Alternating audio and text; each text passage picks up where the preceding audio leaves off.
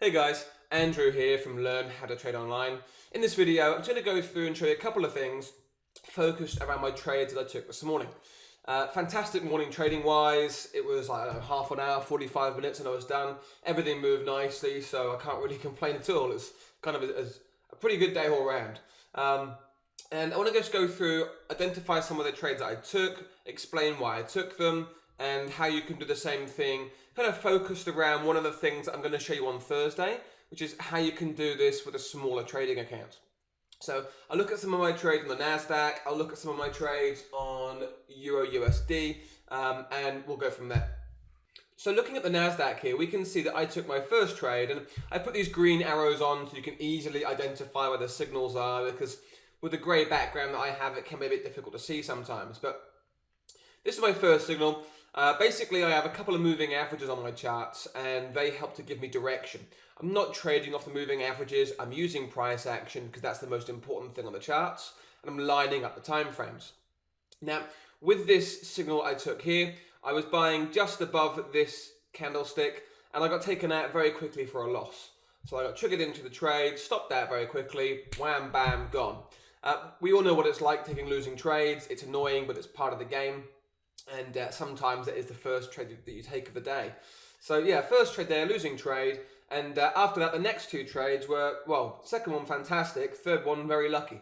So the second trade that I took here, basically we'd seen price move up, pull back, move back up again, slight pullback into the averages, and gave me a signal that I use fairly regularly that I wanted to take, and I basically took it at a 3-to-1 reward to risk, and 15 minutes later it hit target up here. So, entering during this candlestick here, hitting target all the way up here, fantastic trade, really happy with the results. A lot of people would perhaps stop there, but the market was moving nicely, I kept going. And the next trade as well that I took, I say lucky, I was incredibly lucky because I avoided the low of the market and pretty much got the high of the market. So that's as good as it gets, really. So again, price pulled back into my zone where I buy from. I got a candlestick pattern that I personally use, and I entered into the trade during this candlestick here. My target was all the way up here, and my stop loss tucked underneath these lows. Now, the reason why I say I was lucky is price was moving in the right direction to begin with, double topped through here, but I don't exit my trades prematurely. If I've got a target and a stop loss, I leave it in place. So the market falls down, and I managed to avoid being stopped out by one tick. So incredibly lucky there. Market turned around, gradually pushed its way back up again. And down here, I was thinking, okay, I'm done. I was assuming I was going to get stopped out on that trade, but market ran nicely, went up to the 3-to-1 target, and hey presto, 2 3-to-1s on the Nasdaq, and the first one being a losing trade.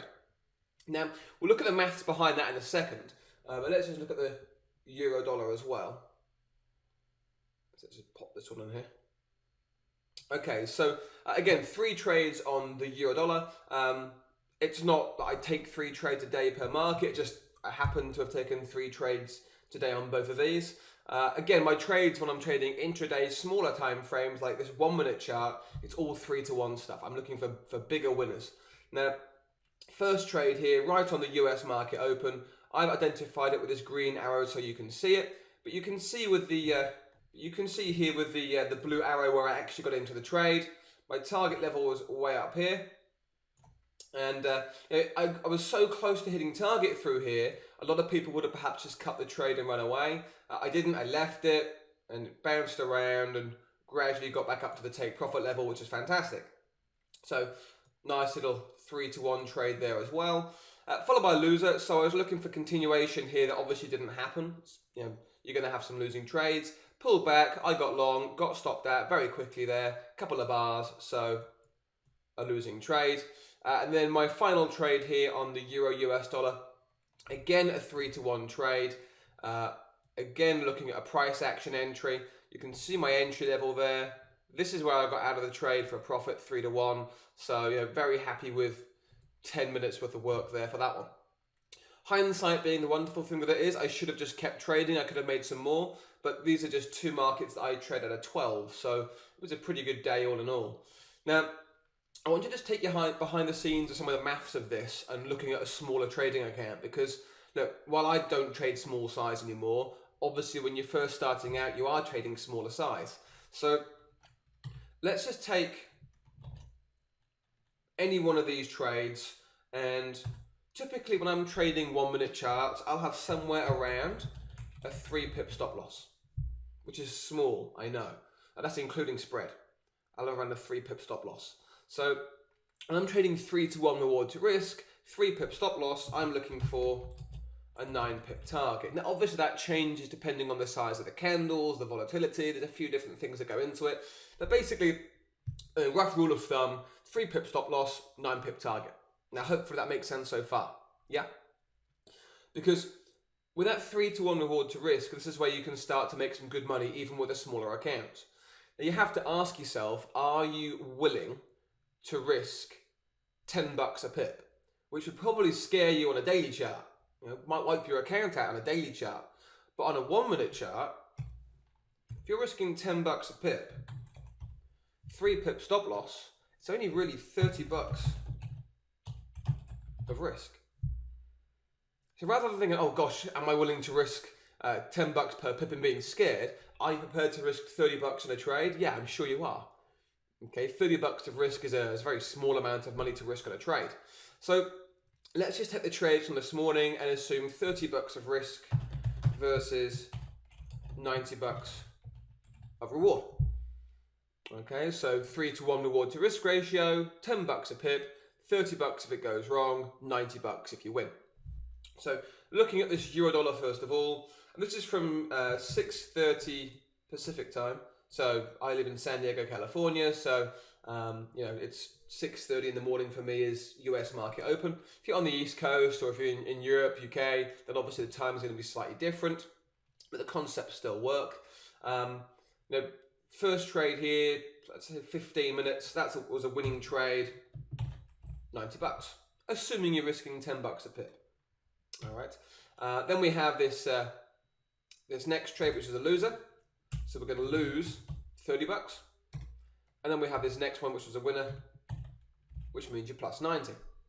All right, so very quick maths there. 90 and 90 is 180, less the 30. Just on the Euro USD this morning, 150 bucks. Not bad. Okay, less commissions, you're probably talking 140 realistically. All right, so let's just knock it down a little bit and call it 140. Let's say you get slipped a little bit. Let's say you get slightly the wrong exit or slightly late entry. Let's just dumb the results down ever so slightly. 140 bucks. Okay. Now, if you remember on the Nasdaq, I went loss, win, win. So using exactly the same principle on the Nasdaq now, I'll just move this out of the way. Over to that screen. And we'll do the same thing here looking at the Nasdaq. So again, assuming 30 bucks of risk, 90 bucks reward. And we came into this off the euro dollar we said 140. We knocked it down slightly from 150. So on here we have the first trade that lost. So we have ourselves minus 30 bucks. The next two trades, 90 bucks a pop. Doesn't take a genius to work out. 90 and 90 is 180. Less the 30, you're back at 150. Call this 140. Same as the euro dollar. Not gonna, actually, to be fair, you wouldn't pay a commission depending on how you're trading this as a CFD or a futures contract. You would have a very, very small commission. But let's call it 140 bucks. So in the morning there, assuming that you were trading 10 bucks a pip, so 30 bucks of risk, 140 bucks on the euro, 140 bucks on the Nasdaq, 2 out of the 12 markets that I trade, you've done 280 bucks in the morning in, well, less than an hour. Beats the day job, right? Now, 280 bucks isn't bad. I'm not saying that you're going to be very happy living off of that forevermore, but it's a damn good start. And in Thursday's webinar, I'm going to go through some more of these key concepts as to how you can do the same. And we'll look at a specific price action pattern that I use. In fact, I can see it straight away on the chart here. I used it once. And that I use every single day. In fact, on the euro, I used it once as well. So I'm going to show you that price action pattern on Thursday. We've got some really cool stuff coming up for you on Thursday with looking at reward to risk ratios, looking at how you can do the 280 bucks in the morning is a fantastic income when you consider you've only really risked 30 bucks a trade. All right, now let's say that you were to double that and do 20 bucks of risk. Suddenly you've got yourself doing 560 bucks a day. You've got yourself doing 10 grand a month. All right, and that's real money now all of a sudden. Okay, even with a smaller account.